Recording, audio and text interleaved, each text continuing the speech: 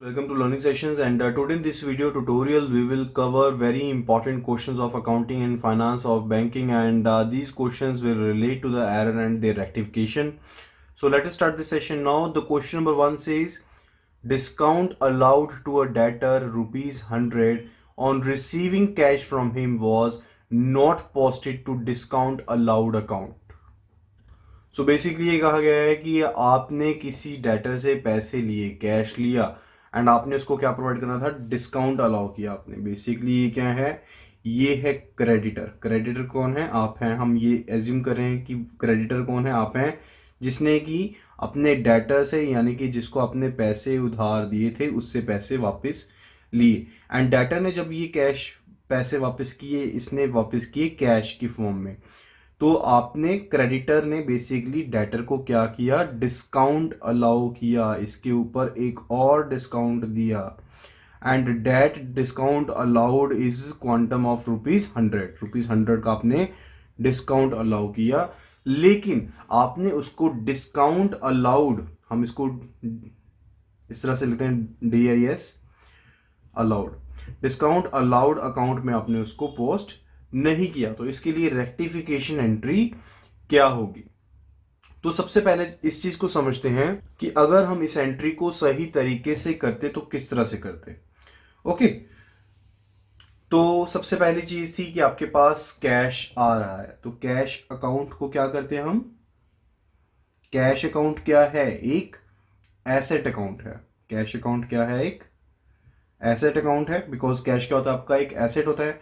And जब भी आपका एसेट इंक्रीज होता है तो उसको आप क्या करते हैं, डेबिट करते हैं. ये क्योंकि यहां पर जो आपका एसेट है वो इंक्रीज हो रहा है, क्योंकि आपको जो डेटर है वो पैसे दे रहा है, तो आपका एसेट कैश अकाउंट क्या होगा, इंक्रीज होगा. जब इंक्रीज होगा तो ये क्या होगा, डेबिट होगा. मोर ओवर, जो कैश अकाउंट होता है ये कौन सा अकाउंट है, this is a real account. Cash account कौन सा अकाउंट है, रियल अकाउंट है. सो रियल अकाउंट में रूल क्या रहता है, debit what comes in, debit what comes in. Okay, तो कैश अकाउंट को बेसिकली आप कितना करेंगे. अब यहां पर इस चीज को करने के लिए हम कुछ चीजें लेट कर रहे हैं. आपने डिस्काउंट अलाउ किया ₹100 का. जस्ट एग्जांपल के तौर पर इस चीज को समझाने के लिए अच्छी तरह से कि आप इस चीज को समझ जाएं. डेटर ने मान लीजिए ₹1000 देने थे, डेटर ने ₹1000 देने थे क्रेडिटर को. उसमें से 100 का डिस्काउंट मिल गया, यानी कि अब उसने डेटर को कितने देने हैं, डेटर ने क्रेडिटर को कितने देने हैं, ₹900 दिए हैं सिर्फ. ओके, तो कैश कितना रिसीव हुआ, कैश रिसीव हुआ 900. मैं यहां पर लिख देता हूं, कैश रिसीव हुआ 900 का. तो ये क्या होगा, डेबिट होगा. कैश अकाउंट क्या होगा, डेबिट होगा. सो यहां पर डी लिख देते हैं. नाउ आपने ₹100 का क्या अलाउ किया, आपने अलाउ किया डिस्काउंट. सो जो डिस्काउंट अलाउड अकाउंट होगा, डिस्काउंट अलाउड अकाउंट होगा, ये भी क्या होगा, बेसिकली डेबिट होगा. डेबिट क्यों होगा, क्योंकि ये क्या है, एक्सपेंस है. एंड जो भी एक्सपेंस अकाउंट होते हैं उनको हम डेबिट करते हैं. So this is a expense account, basically this is a expense account. Okay, तो इसको भी हम क्या करेंगे, डेबिट करेंगे. Because there is a rule कि हम सभी एक्सपेंस अकाउंट्स को डेबिट करते हैं.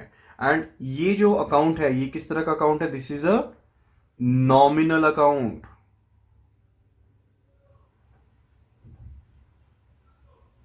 This is a nominal account.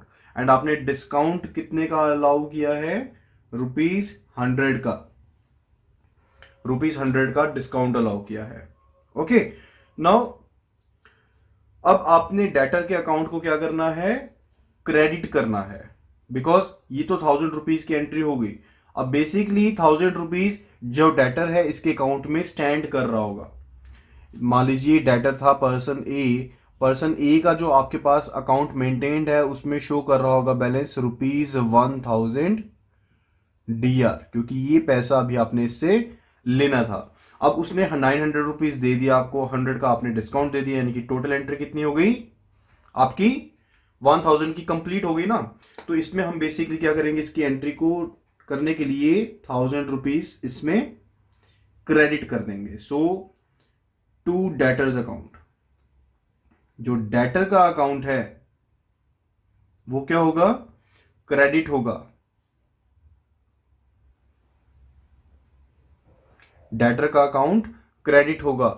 Okay, 1000 rupees के साथ जो डेटर का अकाउंट था वो क्रेडिट होगा। एंड ये कौन सा अकाउंट है, this is a personal account. ये पर्सनल अकाउंट है, किसी के नेम में है अकाउंट, सो ये क्या है, एक पर्सनल अकाउंट है। ओके, एंड इसमें क्या रूल रहता है कि जो भी क्रेडिट होता है, जो भी गिवर होता है उसको हम क्या करते हैं, क्रेडिट करते हैं। So rule is credit the giver.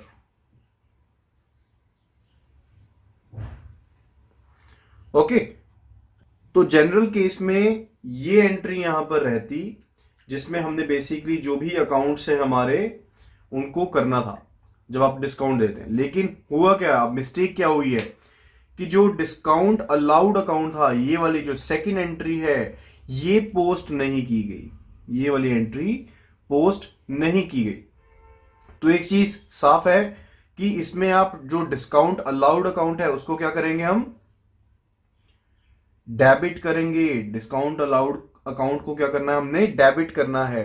तो सिंपल सी चीज जो डिस्काउंट अलाउड के बारे में अपने याद रखें कि पहली बात तो यह है कि जो डिस्काउंट अलाउड अकाउंट होता है, जब भी हम कोई जर्नल एंट्री उसमें पोस्ट करते हैं तो वो क्या होती है, डेबिट होती है।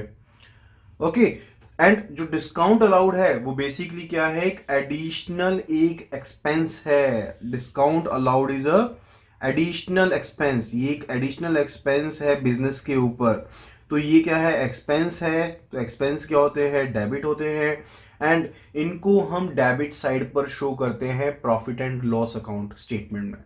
जो profit and loss account statement होती है वहां पर ये डेबिट साइड पर शो किए जाते हैं। And one more important point कि जब भी कोई एरर जो होता है, अब ये क्या है, एक एरर ही है ना कि आपने जो डिस्काउंट अलाउड किया तो उसको पोस्ट नहीं किया, उसके एंट्री को पोस्ट नहीं किया। तो जब भी जो एरर होता है अगर वो आपकी ट्रायल बैलेंस को इफेक्ट करता है, तो उस एरर को एडजस्ट करने के लिए हम क्या करते हैं, उसको सस्पेंस अकाउंट की मदद से एडजस्ट कर देते हैं। ठीक है, कोई जनरल एंट्री एडजस्ट कर देते हैं। अब बेसिकली हुआ क्या होगा, जितना बैलेंस कम हुआ, जितना बैलेंस कम हुआ, क्योंकि आपके पास जो क्रेडिट साइड थी वो तो 1000 इंक्रीज कर गई, लेकिन डेबिट साइड में क्या हुआ, 900 ही रह गया, क्योंकि आपने 100 वाली एंट्री तो पोस्ट की नहीं। ओके, तो इसको एंट्री को एडजस्ट करने के लिए क्या किया गया होगा, 100 रुपीज का जो डेबिट बैलेंस था वो क्रिएट कर दिया गया होगा सस्पेंस अकाउंट में। ओके, वो कहां पर क्रिएट कर दिया गया होगा, सस्पेंस अकाउंट में क्रिएट कर दिया होगा। अब उस एंट्री को हमने एडजस्ट करना है, अब उस एंट्री को हमने क्या करना है, एडजस्ट करना है। मैं यहां पर थोड़ा सा इसको एक्सप्लेन कर देता हूं, यहां से ऊपर से रब कर देते हैं। सो बेसिकली क्या रहा होगा, सस्पेंस अकाउंट में अभी आपकी, क्योंकि आपने ट्रायल बैलेंस में लाया होगा, तो सस्पेंस अकाउंट में आपकी एक एंट्री पड़ी होगी, that is ₹100 debit. Okay, and हमने ये फाइंड आउट कर लिया कि जो 100 रुपीज का डिस्काउंट था ये रिकॉर्ड नहीं किया गया है। तो बेसिकली क्या किया जाएगा, जो डिस्काउंट अलाउड अकाउंट होगा उसको ₹100 के साथ डेबिट किया जाएगा। इसको ₹100 के साथ डेबिट करेंगे हम, एंड इस एंट्री को एडजस्ट कर देंगे एंड क्रेडिट कर देंगे सस्पेंस अकाउंट को with ₹100। Okay, and as per options our answer is option D, that is debit the discount allowed account with ₹100 and credit the suspense account with ₹100.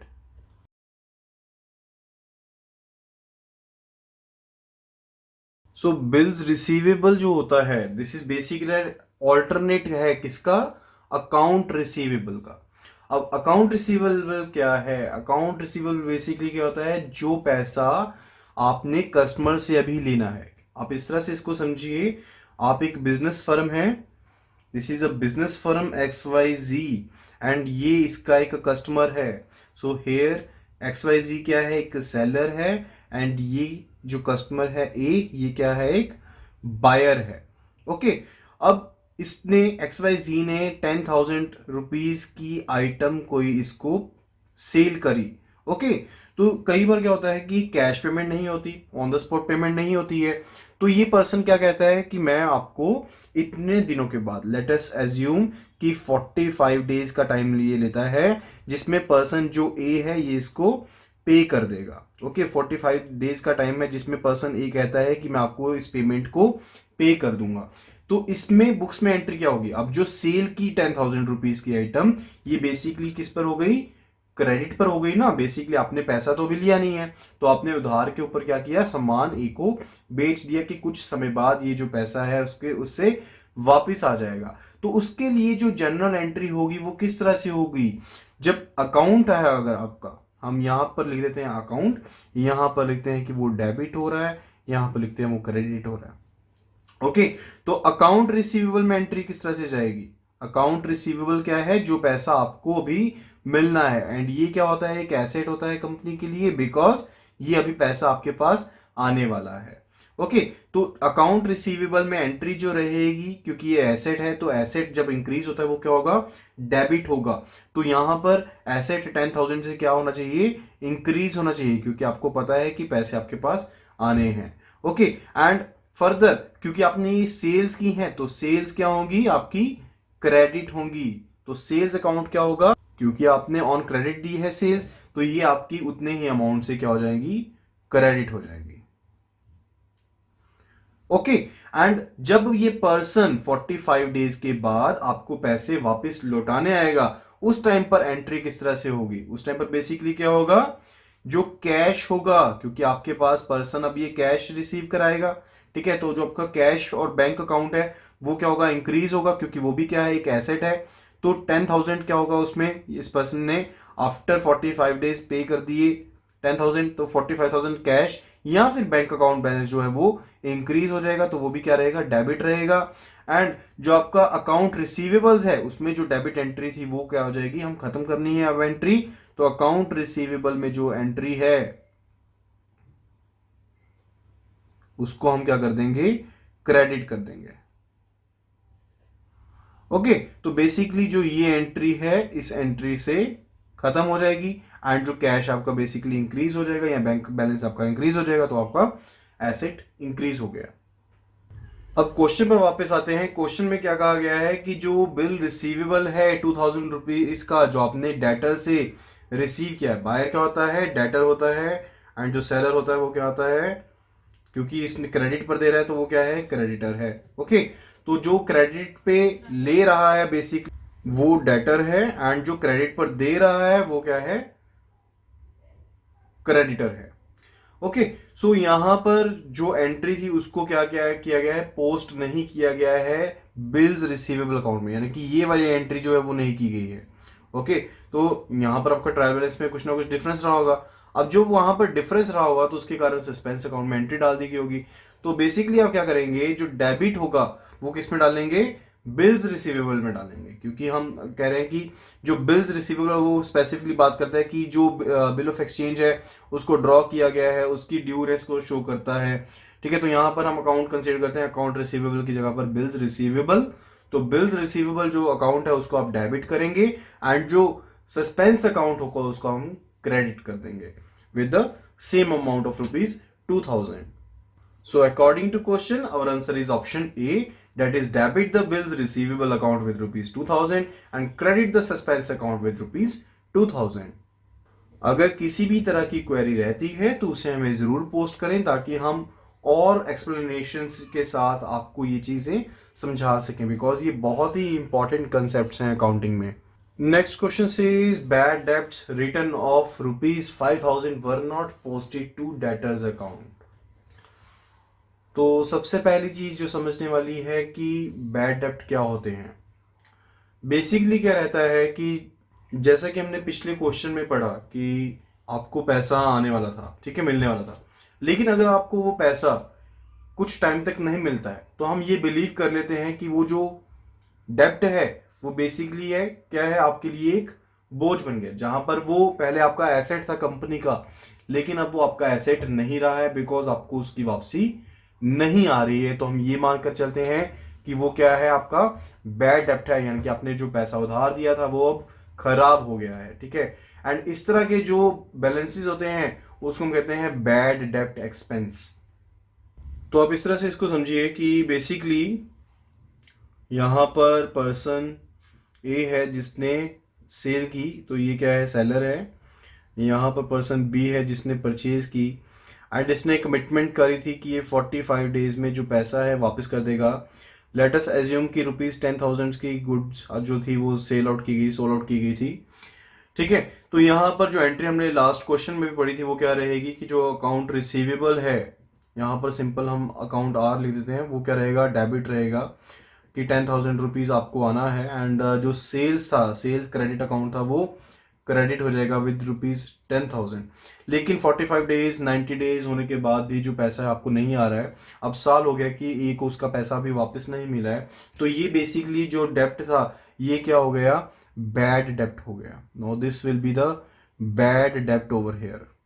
अब इस bad डेप्ट से निपटने के लिए जो पर्सन ए है वो क्या करेगा, अपनी सेल्स में एक एंट्री डालेगा, अपनी सेल्स में कह दिया अपने जो एक्सपेंसेस है उसमें एक एंट्री डालेगा। तो ये जो राइट ऑफ का मेथड होता है जिसके थ्रू ये इस अकाउंट रिसीवेबल को निल करेगा, उसको हम कहते हैं direct write off method. Direct write off method में बेसिकली क्या रहता है कि जो आप बैड डेप्ट एक्सपेंस अकाउंट है उसको डेबिट करते हैं। सो बैड डेप्ट जो एक्सपेंस अकाउंट है उसको हम डेबिट करेंगे विद ₹10,000, ओके। एंड जो अकाउंट रिसीवेबल है उसको हम क्रेडिट कर देंगे विद ₹10,000, ओके। तो ये एंट्री रहेगी जब हमने अपने बैड डेब्ट्स को क्या करना है, राइट ऑफ करना है। And this is called what, this is called direct write off method. So इन चीजों को समझना इसलिए जरूरी है ताकि हम, अगर बेसिक कंसेप्ट हमारा क्लियर होगा तो हम अपने क्वेश्चन को सॉल्व कर सकते हैं। अब अगर क्वेश्चन पॉइंट ऑफ व्यू से सोचे तो उन्होंने कहा है कि बैड डेब्ट जो राइट ऑफ किए हैं, तो जो 5,000 था आपने डेटर के अकाउंट में पोस्ट नहीं किया है, यानी कि ये वाला जो अकाउंट एंट्री थी वो पोस्ट अभी नहीं की गई है। तो बेसिकली हमने क्या करना था, हमने अभी क्रेडिट करना था ना डेटर के अकाउंट को, तो वो चीज अभी नहीं की गई है, यानी कि हमारा एसेट बेसिकली क्या हुआ, डिक्रीज हुआ है। क्योंकि ये पैसे मेरे पास यहाँ पर कंफर्म थे कि हमारे पास यहाँ पर आने हैं, लेकिन अब वो मेरा बैड डेब्ट बन गया है, तो मेरा एसेट बेसिकली क्या हुआ है, डिक्रीज हुआ है। तो डिक्रीज हुआ है तो क्या होगा, क्रेडिट होगा। तो डेटर अकाउंट क्या होगा, क्रेडिट होगा, पहली चीज ये है। तो उसके रिलेटिवली जो सस्पेंस अकाउंट है वो क्या होगा, डेबिट होगा। So debit the suspense account with ₹5,000 and credit the debtors account with ₹5,000. So option C will be the correct answer.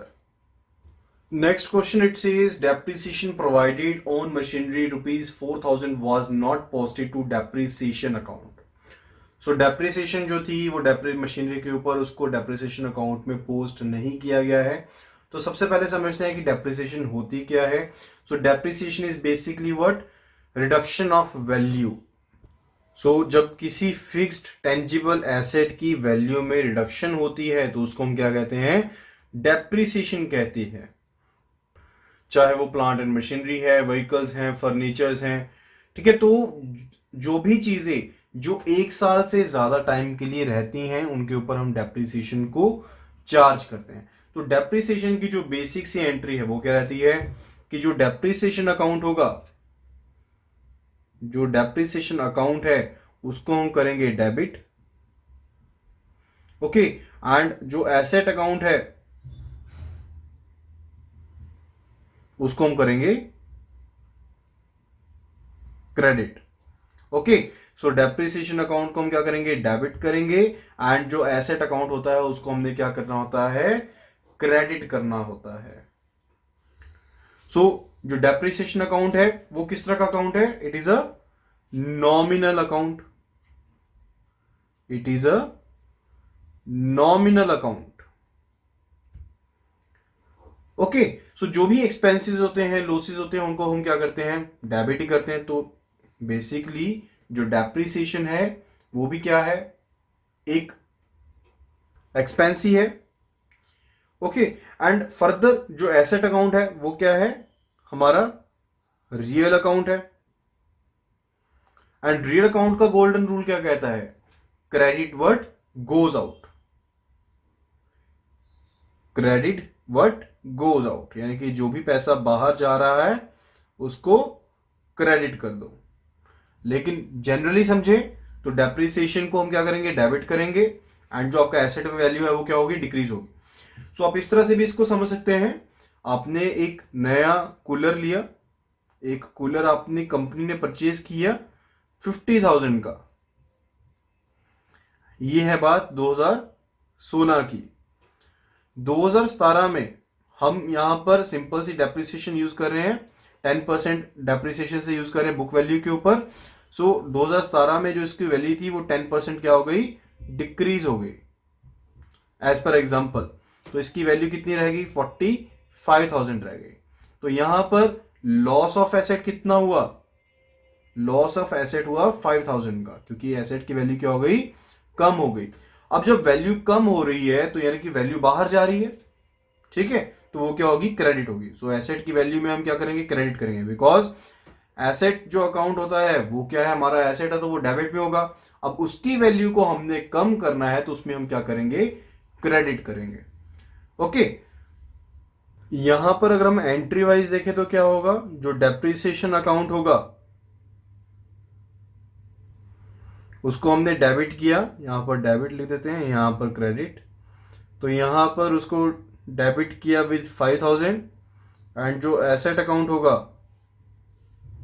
उसको यहां पर क्रेडिट करेंगे विद 5,000। ओके, एंड इस डेप्रिसिएशन का एक और एस्पेक्ट है कि ये बेसिकली सीधा इफेक्ट करता है किसको, प्रॉफिट लॉस को। ओके, तो इसकी एंट्री जो प्रॉफिट लॉस अकाउंट में इसको ट्रांसफर करना है तो वो किस तरह से होगी, जो आपका प्रॉफिट लॉस अकाउंट है उसको हम क्या करेंगे, डेबिट करेंगे, बिकॉज ये क्या है, एक्सपेंस है। तो यहां पर सेम अमाउंट से उसको डेबिट कर देंगे, एंड जो डेप्रिसिएशन अकाउंट होगा उसको हम क्या कर देंगे, क्रेडिट कर देंगे। ओके, तो इस तरह से इसका जो डेप्रिसिएशन का एस्पेक्ट है आप समझ सकते हैं। अब क्वेश्चन ये कहता है कि जो डेप्रिसिएशन आपने प्रोवाइड की थी मशीनरी के ऊपर 4,000 रुपए की, वो अपने डेप्रिसिएशन अकाउंट में, यानी कि ये वाली एंट्री आपने पोस्ट नहीं की, ये वाली एंट्री पोस्ट नहीं की गई है। ओके, तो उसके लिए क्या सोल्यूशन रहेगा, अब डेप्रिसिएशन अकाउंट तो डेबिट होना था, तो डेप्रिसिएशन अकाउंट में आप डेबिट ही करेंगे। So debit the depreciation account and credit the suspense account with the same amount. Okay, so our answer will be option A, that is debit the depreciation account with rupees 4,000 and credit the suspense account with rupees 4,000. Next question it is, goods withdrawn by proprietor for personal use of rupees 800 were not posted to drawings account. तो कोई पैसा निकाला गया है goods की form में proprietor के द्वारा पर्सनल यूज के लिए जिसकी वर्थ थी रुपीज 800, लेकिन उसको ड्राइंग अकाउंट में पोस्ट नहीं किया गया है। उसके लिए हमें क्या ढूंढनी है, रेक्टिफिकेशन एंट्री को ढूंढना है। तो सबसे पहले हम बात करेंगे ड्राइंग्स के बारे में। सो जैसा कि क्वेश्चन में बताया गया है कि एसेट की फॉर्म में जो भी कैश या गुड्स, जो भी कैश या गुड्स जो किसी प्रोप्राइटर के द्वारा निकाली जाती हैं बिजनेस में से, यानी कि जो बिजनेस का ऑनर है जब वो बिजनेस में से किसी कैश को या गुड को जो कि एसेट है उसको निकालता है पर्सनल यूज के लिए, तो उसको हम कहते हैं ड्राइंग्स। ओके, एंड इसको हम क्या कहते हैं, विड्रॉल अकाउंट भी कहते हैं। This is also called what, withdrawal account.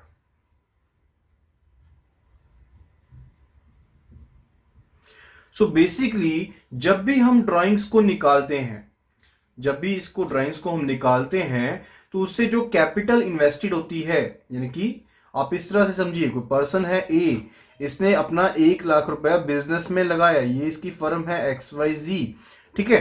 तो अगर इसने 1,00,000 रुपया इसमें लगाया है, ठीक है, एंड ये 20,000 विड्रॉ कर लेता है अपने पर्सनल यूज के लिए, तो बेसिकली ये कैपिटल जो थी अब 1,00,000 की जगह कितनी रहेगी, 80,000 की रहेगी। यही चीज हम यहां पर इन्फर कर रहे हैं कि जब भी जो प्रोप्राइटर है या जो बिजनेस ऑनर है वो अपने पर्सनल यूज के लिए किसी कैश को या गुड को विड्रॉ करता है तो उसको हम कहते हैं ड्राइंग्स।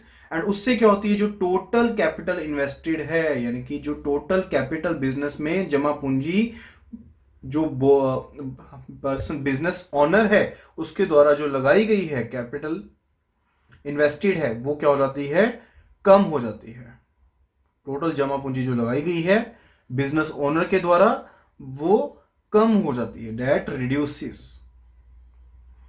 ओके, अगर हम इसी एग्जाम्पल के हिसाब से अकाउंटिंग में एंट्री करें तो किस तरह से होगी कि जो ड्राइंग अकाउंट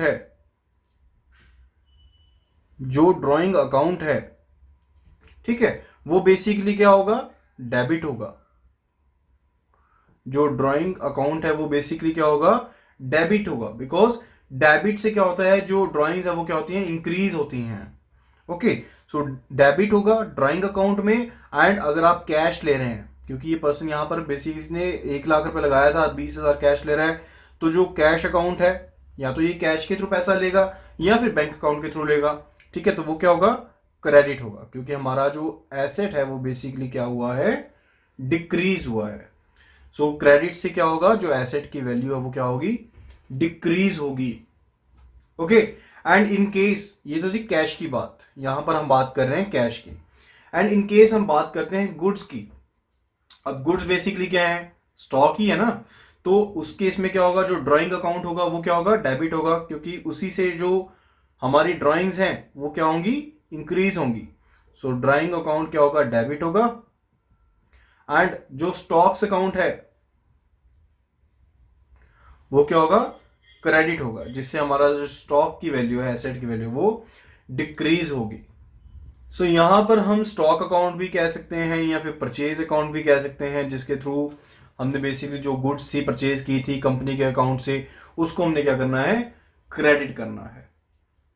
ओके, एंड जो डेबिट बैलेंस होता है ड्राइंग अकाउंट में, अब ये बात ध्यान में रखने वाली है कि हमने कहा कि ड्राइंग अकाउंट में बैलेंस इंक्रीज होता रहेगा जैसे जैसे जो बिजनेस ओनर है वो अपनी कंपनी से पैसा या गुड्स को निकालता जाएगा। जो ड्राइंग अकाउंट है वो क्या होता रहेगा, वो डेबिट उसका इंक्रीज होता रहेगा। यानी कि मान लीजिए पहले उसने 20,000 निकाला तो 20,000 डेबिट हो गया ड्राइंग अकाउंट, बाद में उस पर्सन ने 25,000 और निकाल लिया, यानी कि अब 25,000 और इंक्रीज हो जाएगा ड्राइंग अकाउंट में, यानी कि 45,000 डेबिट बैलेंस हो जाएगा। अब इस डेबिट बैलेंस का होगा क्या बेसिकली, अब इस डेबिट बैलेंस को बेसिकली कैपिटल अकाउंट में क्या कर दिया जाएगा, ट्रांसफर कर दिया जाएगा।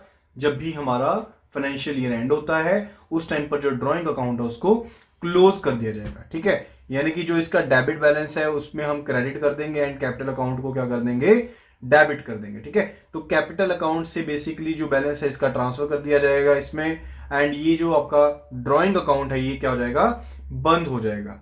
एंड ये बेसिकली डायरेक्टली ये प्रॉफिट लॉस अकाउंट को नहीं चेंज करता। जो ड्राइंग अकाउंट है डायरेक्टली चेंज नहीं करता प्रॉफिट एंड लॉस अकाउंट को, ठीक है।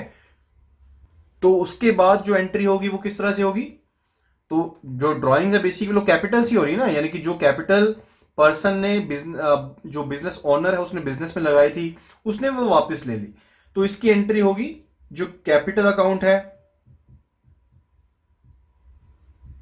उसको हम क्या कर देंगे, डेबिट। एंड जो ड्राइंग्स है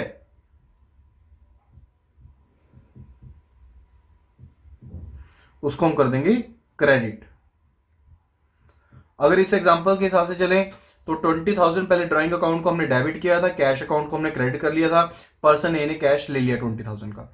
ओके, अब क्या किया, जब कैपिटल अकाउंट को हमने क्या किया, एंट्री एडजस्ट किस तरह से की, कैपिटल अकाउंट को हमने डेबिट किया, जो 20,000 की एंट्री थी ड्राइंग अकाउंट की उसको एडजस्ट कर दिया। एंड यहां पर देखने वाली बात है कि कैश के लिए एंड जो गुड्स थी उसके लिए एंट्री अलग अलग थी, लेकिन जो कैपिटल अकाउंट की एंट्री होगी वो दोनों केसेस में क्या रहेगी, सेम ही रहेगी। सो आपने बैलेंस शीट में भी देखा होगा लिखा होता है कैपिटल लेस ड्राइंग्स, तो वो ड्राइंग्स बेसिकली यही है, यानी कि जो प्रोपराइटर ने या बिजनेस ओनर ने पैसा निकाला है उसको हम माइनस कर देते हैं लाइबिलिटी साइड पर शो करने के लिए। कैपिटल क्या रहती है, एक लाइबिलिटी ही रहती है ना हमारे लिए, यानी कि जो बिजनेस है उसके लिए तो लाइबिलिटी है क्योंकि उसको तो लौटाना ही पड़ेगा पैसा, ठीक है, क्योंकि बिजनेस क्या है, एक डिफरेंट एंटिटी है। अब यहां पर अगर देखें तो बिजनेस एक अलग एंटिटी है, पर्सन एक अलग एंटिटी है, इसने अपना पैसा इसमें लगाया हुआ है। तो बिजनेस के लिए जो पैसा 1 लाख रुपए पर्सन ए ने XYZ में लगाया है, बिजनेस के लिए वो 1 लाख रुपए क्या है, लाइबिलिटी है, क्योंकि उसको पता है कि कभी ना कभी बिजनेस को ये जो 1 लाख रुपए इसको पर्सन को वापस करना पड़ेगा। तो वापस क्वेश्चन पर आते हैं जिसमें कहा गया है कि goods withdrawn by proprietor for personal use ₹800 were not posted to drawings account, drawing account में पोस्ट ही नहीं की गई थी, यानी कि ड्राइंग अकाउंट को डेबिट करना था, ये वाली एंट्री पोस्ट ही नहीं की गई। ठीक है, तो किस तरह से करेंगे, जो ड्राइंग अकाउंट होगा बेसिकली उसको हम क्या करेंगे, डेबिट करेंगे। जो ड्राइंग अकाउंट है उसको हम डेबिट करेंगे एंड जो हमारा सस्पेंस अकाउंट है उसको हम क्रेडिट कर देंगे। सो answer is option B, that is debit the drawing account with rupees 800 and credit the suspense account with rupees 800. Next question, it is old machinery sold for rupees 2000 to Manish recorded through sales book as rupees 800. एक old machinery को बेचा गया है 2000 रुपए में मनीष को and उसको record किस में कर लिया है, सेल्स बुक में कर लिया है, वो भी कितने अमाउंट से, 1800 से, एंड उसको पोस्ट कर दिया है to the credit of Manish. अब मनीष का क्रेडिट पे पोस्ट कर दिया गया है कि मनीष को हमने बेसिकली पैसे देने हैं, जबकि हमने क्या पैसे उससे लेने हैं। तो इसके हिसाब से हमें बताना है कि जो स्टेटमेंट्स हैं किस तरह से वो रेक्टिफाई हम करेंगे इस एंट्री को। ओके, तो ये बहुत ही इंपॉर्टेंट क्वेश्चन है, अच्छा क्वेश्चन है, 2 मार्क में जनरली ऐसे क्वेश्चन देखने को मिल सकते हैं। तो सबसे पहले हम स्टार्ट करते हैं with the sale of old machinery. अब एक डिफरेंट एग्जांपल है जिसके थ्रू पहले हम समझेंगे कि सेल ऑफ मशीनरी बेसिकली क्या है, किस तरह से इसकी एंट्रीज रिफ्लेक्ट होती हैं। ओके, तो हम यहां पर लेट कर रहे हैं एक मशीन है, रुपीज 10,000 उसकी एक्चुअल वर्थ थी। ठीक है, यानी कि उसका जो परचेज प्राइस था वो 10,000 था एंड आफ्टर दैट इस टाइम पर आफ्टर डेप्रीसिएशन जो उसका अमाउंट स्टैंड कर रहा है हमारे पास बुक्स में वो है 1800। ये क्वेश्चन से डिफरेंट है, मैं रिपीट कर रहा हूं, जस्ट एन एग्जांपल है। 1800 उसकी क्या है, डेप्रिशिएटेड वैल्यू, यानी कि डेप्रिसिएशन पढ़ने के बाद जो वैल्यू उसकी स्टैंड कर रही है हमारे पास बुक्स में वो 1800 है। अब जो फर्म है ए, उसने फर्म बी को वो मशीनरी, ओल्ड मशीनरी क्या कर दी, सेल कर दी, कितने में, 2000 में। बुक्स में तो एंट्री हमारे पास 1800 की है, लेकिन हमने उसको कितने में सेल किया, 2000 में सेल किया। ठीक है, तो बेसिकली बी क्या करेगा, बी ए को पैसे देगा, कितने पैसे देगा, 2000 रुपीज देगा। बी ए को कितने पैसे देगा, 2000 रुपीज देगा, यानी कि हमारे पास कैश आएगा। कैश आने से, क्योंकि कैश हमारा एसेट है, वो इंक्रीज होगा, तो 2000 रुपीज डेबिट कैश हो जाएगा। ओके, नाउ अब मशीन के एंट्री में कितना स्टैंड कर रहा है, 1800 स्टैंड कर रहा है, तो वो 1800 वहां पर क्या हो जाएगा, क्रेडिट हो जाएगा। सो मशीनरी अकाउंट में क्या होगा, 1800 क्रेडिट हो जाएगा। जो डिफरेंस है 200 का वो आपका क्या हो गया, बेसिकली प्रॉफिट हो गया, तो वो प्रॉफिट लॉस अकाउंट में वहां पर अकाउंटेबल रहेगा। सो 200 रुपीज क्या होगा, आपका प्रॉफिट होगा। सो ये बेसिक सा क्राइटेरिया रहता है जब भी हम किसी मशीनरी को सेल करते हैं। Okay, now let's come back to the question again. इससे आपका थोड़ा सा बेसिक कंसेप्ट बना है कि बेसिकली मशीनरी को जब हम सेल करते हैं तो कौन कौन से अकाउंट्स रिफ्लेक्ट होते हैं। ओके, नाउ हम क्वेश्चन पर वापस आते हैं। क्वेश्चन में कहा गया है कि ओल्ड मशीनरी को बेचा गया है 2000 में, यानी कि कोई ओल्ड मशीनरी थी उसको 2000 रुपए में सेल आउट किया गया है मनीष नाम के पर्सन को, लेकिन उसको रिकॉर्ड कहां पर किया गया है, सेल्स बुक में रिकॉर्ड किया गया। अब सेल्स बुक में तो रिकॉर्ड होना नहीं था वो, तो सेल्स बुक को पहले क्रेडिट किया गया होगा, अब उसको हम क्या करेंगे, डेबिट करेंगे। So we need to debit the sales book first of all. So पहले सेल्स अकाउंट में एंट्री स्टैंड कर रही होगी, जो गलती से एंट्री हो गई है वो हो गई रुपीज 1800 क्रेडिट की। अब इस एंट्री को नल करने के लिए हम क्या करेंगे, ये नल करने के लिए एंट्री हम पोस्ट करें, डेबिट द सेल्स बाय 1800। सो इस एंट्री को हमने क्या कर दिया, नल कर दिया। ओके, सेकंड इज कि posted to the credit of Manish. अब ओल्ड मशीनरी मनीष को बेची गई थी, अब ये कैश के बदले में ट्रांजैक्शन नहीं बात कर रहे हैं हमने उधार पर दी है, यानी कि यहां पर एक फर्म है उसने मनीष को 2000 की एक मशीनरी सेल आउट की है, लेकिन ऑन क्रेडिट की है, यानी कि उधार पर दी है, कुछ समय बाद वो पैसे देगा। तो यहां पर मनीष का जो अकाउंट है, जो मनीष का अकाउंट होना था यहां पर, उसमें क्या एंट्री आनी चाहिए थी, 2000 डेबिट की। ओके, 2000 डेबिट की एंट्री आनी चाहिए थी, लेकिन हमने क्या रिकॉर्ड किया है एंट्री, जो रेड पेन से करूंगा मैं गलत वाली एंट्री रिकॉर्ड करूंगा, हमने यहां पर एंट्री रिकॉर्ड की है 1200 क्रेडिट की। ओके, तो इन दोनों के बीच में डिफरेंस क्या हो गया, एक तो इसको जीरो करने के लिए 1200 हमें डालना पड़ेगा, ठीक है, क्योंकि ये गलत एंट्री हमसे यहां पर पड़ गई है, तो 1200 तो ये वाला हो गया, प्लस 2000 डेबिट लेके जाना है तो 2000 और इसको डेबिट करेंगे। ठीक है, तो यहां पर जो टोटल एंट्री रहेगी वो कितने की रहेगी, 3200 डेबिट की। सो डेबिट 3200, ताकि ये एंट्री हमारी एडजस्ट हो जाए। ओके, मनीष के अकाउंट में ये एंट्री रहेगी। सो क्वेश्चन के हिसाब से देखें तो हमारी जो पहली स्टेटमेंट थी कि जो डेबिट मनीष अकाउंट विद ₹3200 है वो सेटिस्फाई हो गई, वो भी ठीक हो गई। ठीक है, debit the sales account with 1800 वो भी ठीक हो गई। थर्ड स्टेटमेंट क्या है, क्रेडिट मशीनरी अकाउंट विद ₹2000। अब मैंने आपको बताया था कि मशीनरी अकाउंट में स्टैंड करा था बैलेंस, तो उसको तो क्रेडिट करना बनता ही है, बिकॉज आपने जो सेल्स की हैं वो किस में करने जाएंगी, अब मशीनरी अकाउंट में जाएंगी। ठीक है, तो क्रेडिट द मशीनरी अकाउंट, तो हम मशीनरी अकाउंट को क्या कर देंगे, क्रेडिट भी करेंगे। So we need to credit the machinery account, क्योंकि मशीनरी हमारी क्या थी, एसेट थी। अब मशीनरी का एसेट क्या हो गया, डिक्रीज हो गया, तो उसको क्या करेंगे, क्रेडिट करेंगे। ओके, तो जो मशीनरी अकाउंट है उसको क्रेडिट कर देंगे विद ₹2000। ओके, तो ये तीनों ही स्टेटमेंट्स क्या हैं, ट्रू है, that is 1, 2 and 3। Option A is correct answer. Next question, it is regarding the sales that it credit sales to Manas ₹16,000 were recorded in the purchases book as ₹10,000 and posted to the debit of Manas as ₹1,000. Okay, and we need to rectify these entries. But first of all, let us understand कि sales book में entry किस तरह से होती हैं, अगर हम cash के ऊपर परचेज करते हैं या फिर क्रेडिट के ऊपर परचेज करते हैं। सो यहां पर ये सेल्स अकाउंट है। ठीक है, तो सेल्स अकाउंट, सॉरी, सेल्स के बारे में ट्रांजैक्शंस हैं। तो जब भी हम सेल्स करेंगे दो चीजों से सेल होगी। या तो आपने पर्सन ए ने पर्सन बी को कोई सामान बेचा, तो पर्सन बी या तो उसको कैश दे देगा या पर्सन ए उसको कुछ दिनों का टाइम दे देगा, जिसके बाद उससे वो पैसे लौटाने पड़ेंगे। ठीक है, यानी कि ऑन क्रेडिट, उधार के ऊपर आपने सामान बेच दिया। ठीक है, या गुड्स बेच दी। उसके यहां पर अगर हम कैश की बात करते हैं, तो कैश अगर आप सामान को बेच रहे हैं, यहां पर अगर मान लीजिए 10,000 का कोई सामान ए के द्वारा बी को बेचा गया है, तो बी ने 10,000 रुपीज ए को दिए होंगे। अब ए के पास 10,000 आया है, तो उसका एसेट क्या हुआ है, इंक्रीज हुआ है। अब कैश आया है, तो कैश अकाउंट में हम एसेट क्योंकि इंक्रीज होता है तो क्या करेंगे, कैश को डेबिट करेंगे।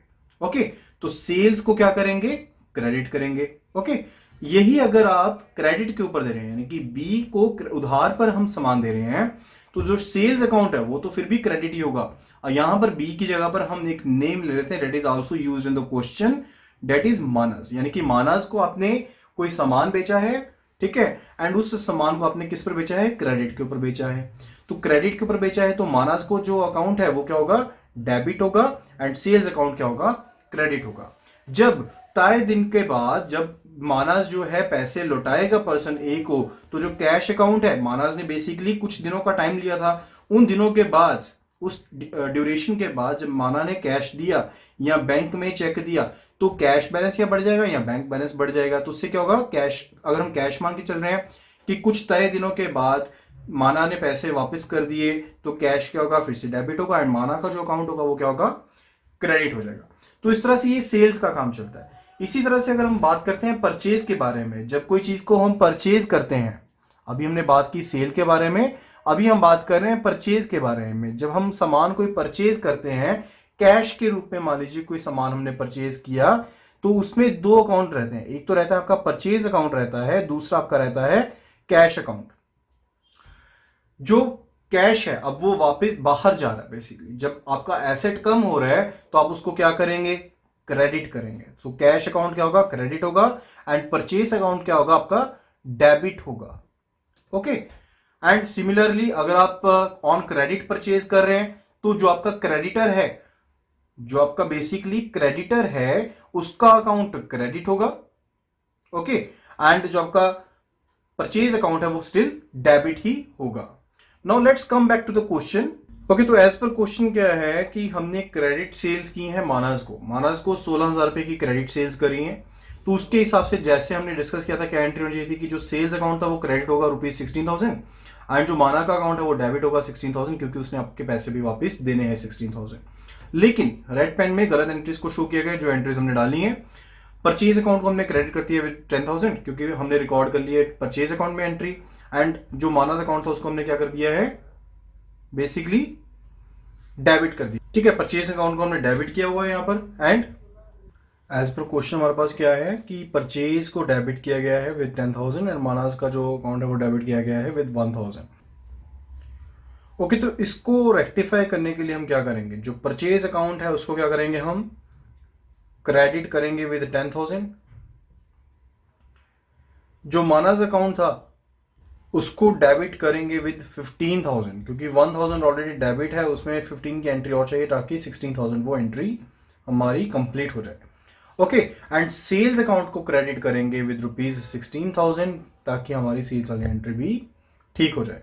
ओके, तो ये 3 एंट्रीज हम करेंगे। So as per question option 1, 2, 3 are true, that is option A. Next question, it says furniture purchased from Noor ₹6,000 was recorded through purchases book as ₹5,000 and posted to the debit of Noor of ₹2,000। तो हुआ क्या है basically कि furniture purchase था, तो entry क्या होनी चाहिए थी कि 6,000 का आपने फर्नीचर परचेज किया है नूर से ऑन क्रेडिट, तो फर्नीचर अकाउंट क्या होना चाहिए था, डेबिट होना चाहिए था विद ₹6,000 एंड नूर का जो अकाउंट था वो क्रेडिट होना चाहिए था विद ₹6,000 बिकॉज नूर को भी हमने पैसे देने हैं। ओके, लेकिन एंट्री क्या हो गई, यहां पर रेड पेन में लिखी गई है कि परचेज अकाउंट को हमने डेबिट कर दिया है विद ₹5,000 क्योंकि परचेज अकाउंट के थ्रू आपने रिकॉर्ड कर ली है ट्रांजेक्शन, एंड सेकंड इज कि जो नूर का अकाउंट था उसको आपने डेबिट कर दिया है विद 2,000। इसका मतलब हुआ कि आपने परचेज किया है सामान कोई 5,000 का एंड नूर ने आपके 2,000 रुपये देने हैं, जबकि नूर को आपने 2,000 रुपये अभी आपने 6,000 रुपीज नूर को देने हैं, नूर ने आपके पैसे नहीं देने हैं। ठीक है, तो इस एंट्री को एडजस्ट करने के लिए क्या होगा, एक तो यहां पर 2,000 की एंट्री को हमने रिवर्स करना है। ठीक है, तो 2,000 तो एक पढ़ेंगे कि जो हम इसने हमारे देने नहीं है, एक तो एंट्री नल करनी है हमने, तो 2,000 तो वो हो गए। सेकेंडली 6,000 हमने नूर को देने हैं, सो 6,000 यहां पर और हो गए, सो टोटल एंट्री क्या होगी 8,000 की होगी। सो 8,000 यहां पर क्या होगा, क्रेडिट होगा, तभी इसका जो इफेक्ट है वो नील होगा। That is a statement 2 which says credit Noor's account with ₹8,000। ठीक है, तो हमें नूर का अकाउंट क्या करना है, क्रेडिट करना है विद ₹8,000। उसके बाद दूसरी बात क्या है कि हमें जो परचेज अकाउंट है, क्योंकि परचेज अकाउंट का इसमें कोई लेना देना है ही नहीं, तो जितना भी हमने क्या किया है डेबिट किया है, सेम अमाउंट हमें क्या करना है, क्रेडिट करना है। सो इसको हम क्रेडिट करेंगे विद 5,000, तो 5,000 के साथ ही इसको हम क्या कर देंगे, क्रेडिट कर देंगे ताकि इसका जो इफेक्ट है वो क्या हो जाए, खत्म हो जाए।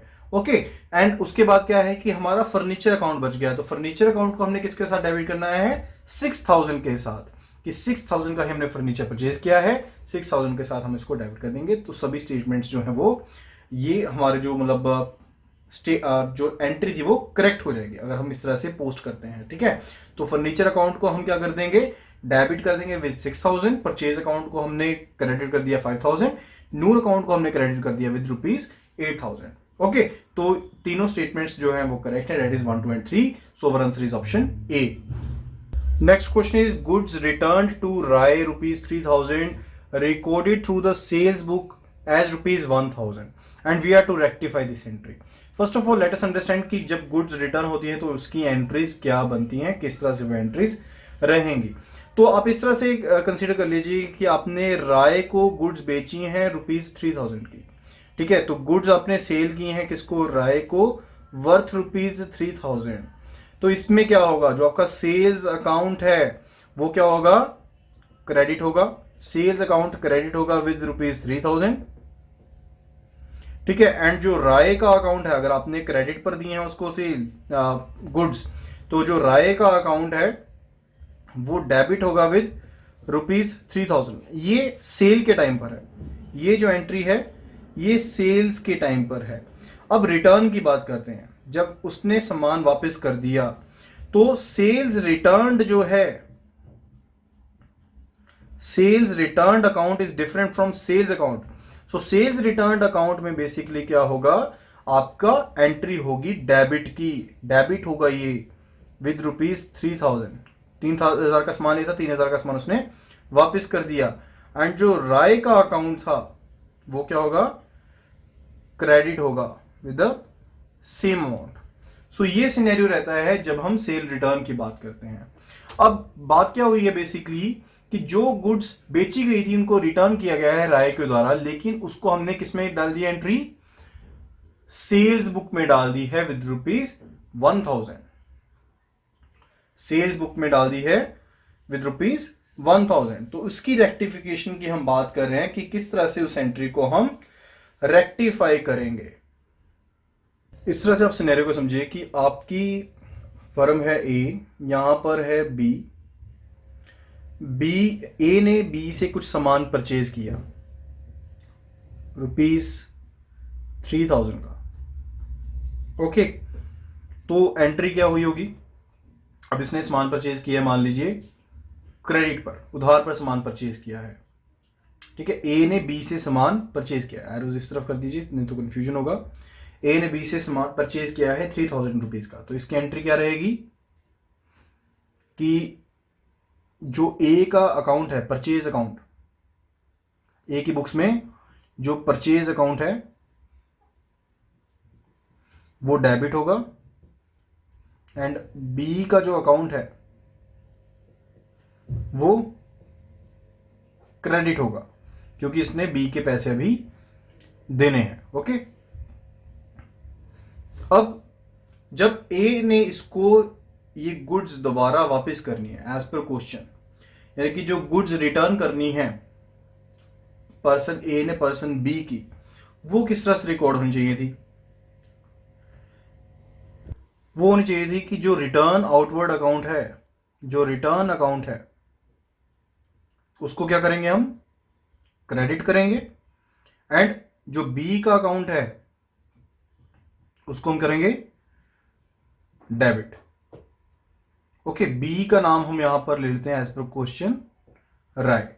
ओके, तो ये सिनेरियो होना चाहिए था कि जो राय का अकाउंट है वो क्या होना चाहिए था, डेबिट होना चाहिए था, एंड जो रिटर्न अकाउंट है वो क्या होना चाहिए था, क्रेडिट होना चाहिए था। ओके, लेकिन हमने क्या किया, हमने जो रिकॉर्ड्स की वो कर दी सेल्स बुक के थ्रू। अब सेल्स बुक में एंट्री कितनी स्टैंड कर रही है, अब सेल्स में आपकी एंट्री स्टैंड कर रही है 1000 क्रेडिट की, रिकॉर्ड हमने सेल्स के थ्रू की है। ओके, क्योंकि सेल्स में हमने अगर सेल की है तो हम उसको क्या करते हैं, क्रेडिट कर देते हैं। ठीक है, ए ने अपनी बुक्स में क्या लिख दिया, रिटर्न को सेल्स लिख दिया। तो पहली बात तो है इस एंट्री को हमने नल करना है, तो जो सेल्स अकाउंट है उसको हम क्या करेंगे, डेबिट करेंगे, डेबिट सेल्स विद 1000 के साथ उसको डेबिट कर देंगे। दूसरी चीज क्या करेंगे कि जो राय का अकाउंट है उसको भी हम क्या कर देंगे, डेबिट कर देंगे विद ₹3000, क्योंकि हमने क्या किया था, पहले उसको शो किया हुआ था ना कि हमने बेसिकली सेल्स कर दी हैं राय को ₹1000 की। ठीक है, अब सेल्स अगर क्रेडिट हुआ है 1000 तो उसका मतलब है राय का अकाउंट जब हमने सेल्स शो करी है तो वो ₹1000 उसका अकाउंट पहले डेबिट हुआ था।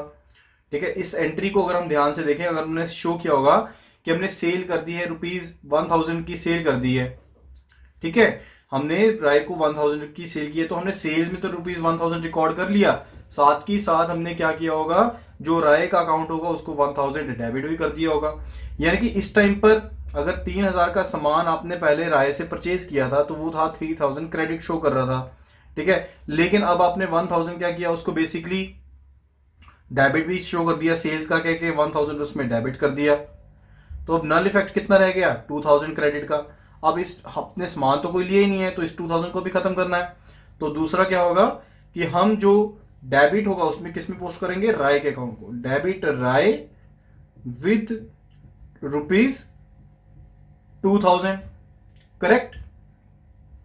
नाउ हमने क्रेडिट जो करना है वो करना है रिटर्न अकाउंट को, क्योंकि रिटर्न अकाउंट को अभी हमने क्रेडिट छेड़ा भी नहीं है, इन दोनों को तो हमने नील कर दिया, लेकिन जो क्रेडिट जो हमारा रिटर्न अकाउंट है उसको हमने क्रेडिट भी करना है। So we need to credit the return account, credit return with ₹3000। Okay, so इसके थ्रू हमारी क्या है, सभी एंट्रीज करेक्ट हो जाएंगी। So 1 2 3 all are correct, so answer is option D. Next question says total of returns inwards. Book rupees 2800 posted to purchase account. अब basically हुआ क्या कि जो रिटर्न था वो 2800 का पोस्ट कहां पर कर दिया, परचेज अकाउंट में पोस्ट कर दिया। आप इस तरह से समझिए, पर्सन ए है, पर्सन बी है। पर्सन ए ने बी से कुछ सामान परचेज किया, ओके। अब पर्सन ए ने वही सामान वापस कर दिया पर्सन बी को, रिटर्न कर दिया। तो पर्सन ए के लिए हुआ वो account return outward, person B के लिए वो रिटर्न हुई रिटर्न इनवर्ड, ओके। तो जो भी टोटल था रिटर्न इनवर्ड का वो 2800 पोस्ट कहां पे कर दिया, परचेज अकाउंट में पोस्ट कर दिया। परचेज अकाउंट में क्या एंट्री पड़ी होगी, परचेज अकाउंट में क्या एंट्री पड़ी होगी, परचेज अकाउंट डेबिट हुआ, एज पर क्वेश्चन हम बात कर रहे हैं, परचेज अकाउंट डेबिट हुआ होगा विथ 2800, ठीक है, पहली बात। सेकंड चीज, जिन्होंने वो अकाउंट आपसे आपने शो किया जिससे आपने ये सामान परचेज किया, हालांकि आपने परचेज किया नहीं है, यहां पर एक गलत एंट्री डली है ये। आपने एंट्रीज में ये शो किया कि आपने ए से सामान परचेज किया है, तो उसकी तरफ आपने शो कर दिया होगा कि आपने उसके पैसे देने हैं 2800, यही चीज हुई होगी, ठीक है। लेकिन ये क्या है, रिटर्न इनवर्ड का है अकाउंट। तो आपको करेक्ट एंट्री क्या पोस्ट करनी थी, करेक्ट एंट्री ये पोस्ट करनी थी कि जो रिटर्न इनवर्ड अकाउंट था, जो रिटर्न इनवर्ड अकाउंट होना था, बेसिकली वो क्या होना था, डेबिट होना था। एंड जो ए का अकाउंट था जिसमें आपको पहले ये शो कर रहा था कि उसने आपके पैसे देने हैं, उसको आपने इंपैक्ट को निल करना था। इंपैक्ट किस तरह से निल होता, पहले जब ए ने बी से सामान परचेज किया, मान लीजिए 3000 का सामान परचेज किया, तो ये चीज थी ना कि ये डेटर है एंड ये क्रेडिटर है क्योंकि इसने क्रेडिट पर सामान बेचा है, तो ए ने बी के पैसे देने थे। लेकिन जब ए ने वो सामान वापस ही कर दिया तो ए ने अब कोई भी पैसा बी को नहीं देना है, ठीक है। यानी कि 3000 अगर पहले डेबिट बैलेंस शो कर रहा था ए की बुक्स में, बी की बुक्स में ए के लिए, अब ए का अकाउंट बेसिकली हमने क्रेडिट करके वो उस चीज को निल करना था, ठीक है। तो ए का अकाउंट क्या हो जाना था, यहां पर क्रेडिट हो जाना था, ओके। तो इस तरह से ये एंट्री होनी चाहिए थी। अब स्टेटमेंट्स को देखते हैं। पहली स्टेटमेंट कहती है क्रेडिट द परचेजेस अकाउंट। अब परचेज अकाउंट को तो हमने निल करना ही है, तो क्रेडिट कर देंगे हम परचेज अकाउंट को विद 2800 ताकि उसकी एंट्री को हम निल कर दें, ओके, ताकि वो एंट्री रेक्टिफाई हो जाए। तो पहली स्टेटमेंट हमारी ट्रू है। दूसरा है कि जो भी रिटर्न इनवर्ड अकाउंट है उसको हम क्या करेंगे, डेबिट करेंगे, ये भी बिल्कुल ट्रू है। So 1 and 2 both are true, so our answer is option A, that is 1 and 2 are true. So with this, we end up with today's session. I hope you would have liked the video. Please subscribe to our YouTube channel for more videos like this.